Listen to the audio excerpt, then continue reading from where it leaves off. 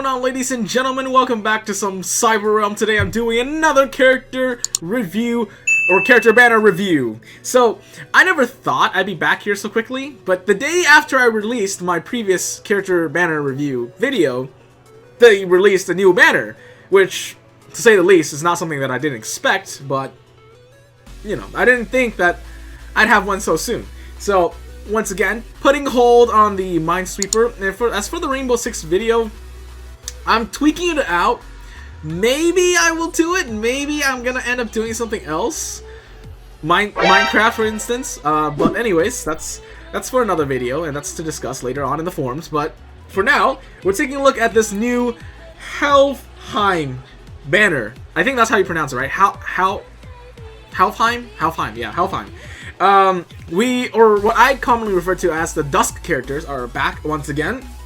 Or the inverse characters, however you want to call them. So we've got Asuna and Yuki in this banner. Now they're both crit damage up for entire parties. However, there's a catch. As you guys can see, limit break 2 times, and you get to release a skill slot that enables charge skills. Charge skills! It's time to stop! Really? They remember how I said before I'm weighing the pros and cons of charge skills, and one of the cons was that because charge skills acted as a form of SS3 rather than a type of SS3, and there's a difference, by the way. This as in types can you know, be buffs, debuffs, and general. Okay, so it's categorized into buffs and debuffs essentially, and then the form is simply, you know, accelerated sword skills was one form, and then now we have charge skills as another form. But, you know, one of the cons was that it doesn't apply any type of benefits, so no buff or debuff. But now, I guess, they decided to combine the form as well as the type. So now they're giving a charge skill the type of in the form of a buff. So your whole party gets crit damage up. Now, it is important to note that I'm pretty sure Bandai is milking everything they can for this charge skill.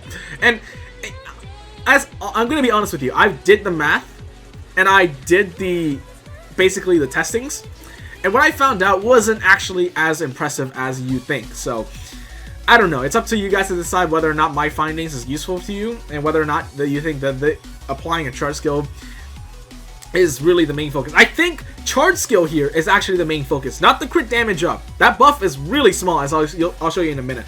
But anyways, let's move on. So we've got the Dusk Asuna, or really Freezing Magic Bow Asuna. She's a bow character with 4.2k attack, pretty decent, 3.8k crit. Now we all know crit. This is the part where I'm a little confused. So we have Asuna, which is a bow character. We know that generally bow characters have a high damage and high crit. That's generally how it goes for ranged characters. But in our case, Dagger, which our Dusk Yuki has, is a higher attack and higher crit.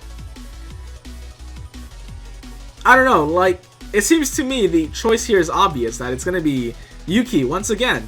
But who knows, maybe there is a difference. She even has higher HP too. What else does she have? Higher in defense. Why bother putting Asuna in this anymore? Why even bother? You've got Yuki, who's better in every aspect, every category. Well, maybe... Okay. Yuki's down by 2 MP. That's a big deal. Right. Okay. Literally every single aspect, Yuki is better than Asuna. But you know what? We can't judge a book by its cover. So I'm not going to jump into conclusions and say that Yuki is definitely going to be the best here. So let's take a look at Asuna's damage output here, shall we? So we're gonna bring her actually to a decent area. SS3, okay, it seems like a Frost Rain, 13 hits. It looks to be an AoE. I'm not quite sure though. There is no teleport involved. She stays stationary through the entire duration of her SS3, so meaning, once again, you don't want to use this in front of the boss. But if her range is far, by all means, go for it. Just step away before you cast this SS3. 13 hits. Let's see if you can match that. 13 hits as well, so this does seems to be a map-wide AoE. And one thing interesting that I noticed was that when I stepped further away, I realized the animation actually spawns like an ice version of Asuna in her SAO form. Like, you guys take notice, Yeah, it's right there, and then she stabs forward. That's actually pretty cool. Also, yes, this is going to be I can assume safely that it's going to be a map-wide AoE. As you can see, I can reach the enemy all the way from the other side of the map, so I really don't see any reason. Oh, I was just sure. So I'm going to knock the enemy back a little bit, center him back, so this should add up to 15 hits if it isn't map-wide AoE. It is indeed a map-wide AoE, so I've already knocked the enemy back a little distance. Maybe I can knock it back further. Maybe I can just test this, you know? Alright, all the way back in the other corner. This should add up to 17 hits. Okay, never mind. It's not fully AoE map-wide, but honestly, I'm happy with the way it is. I don't see any reason why you would go to the super far edge of the map just to try and hit this. But yeah, in the most cases, if you can lock on your target outside the range, you'll have 13 hits. You'll have full hits. So yeah, it's either all or nothing. You wouldn't have anything in between. Don't worry about it. So that's the end result for Austin. Let's take a look at Yuki's. How many hits did you have? Hey, that's pretty good.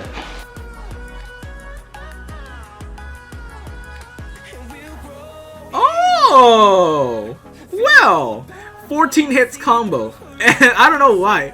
It looked to me like she was playing a yo-yo or something. It's a yo-yo. This is actually ridiculous. Oh, okay. Style points alone, 10 out of 10. 10 out of 10 for style points. Already, I'm sold. take my money. Anyways, but yeah, 14 hits combo. She does end up behind the enemy. She does do a lot of jumping back and forth, and it looks to me like she will be hit if timed incorrectly. So you have to be careful when you use it and under what condition to use it.